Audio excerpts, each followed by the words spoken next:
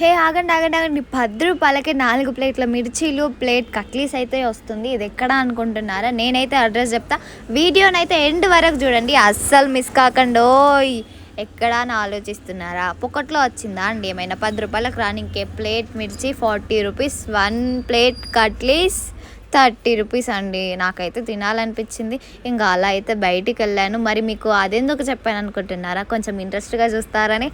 ఇంకా అలా అయితే తీసుకుందామని వెళ్ళేసరికి అక్కడ స్కూల్ టైం అయిపోయింది. ఫుల్ పిల్లలు ఉంటారు ఇంకా ఆ టైంలో పానీపూరి కాడ, మిర్చి కాడ. ఇంకేముంది, అలా తీసుకొని గేట్తో సాహసాలు, యుద్ధాలు అన్నీ చేసేయాలి.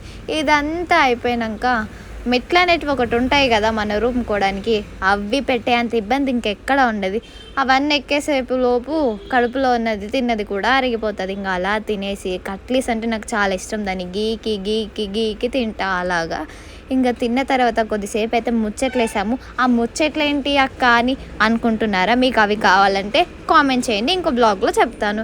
ఇంకేముంది, అంతలోపు మా కన్నయ్య అయితే లేచిండు. తానని సత్తాయించే వరకు నా మనసు అయితే ప్రశాంతంగా ఉండదు. తనని అలా కొద్దిసేపు సత్తాయించి ఈవినింగ్ మళ్ళీ వాకింగ్కి అయితే బయటికి వెళ్ళాము. బయటికి వెళ్ళిన తర్వాత అలా వెళ్తుండగా మమ్మీ నేను చెప్పులు తీసుకుంటా అంటే, సరే పక్కన ఉందిగా వెళ్దామని వెళ్ళాము. మా మమ్మీకి అంతా తిరిగినా ఒక్కటి నచ్చలే.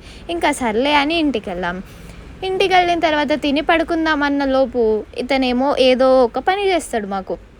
అలా గిన్నెలు గుంజేయడం, సామాన్లు తీసేయడం, అంతా ఏదో ఒక పని చేస్తాడు. మీకు ఇంక ఇలాంటి వీడియోస్ కావాలంటే లెట్స్ డూ కామెంట్ గాయ్స్.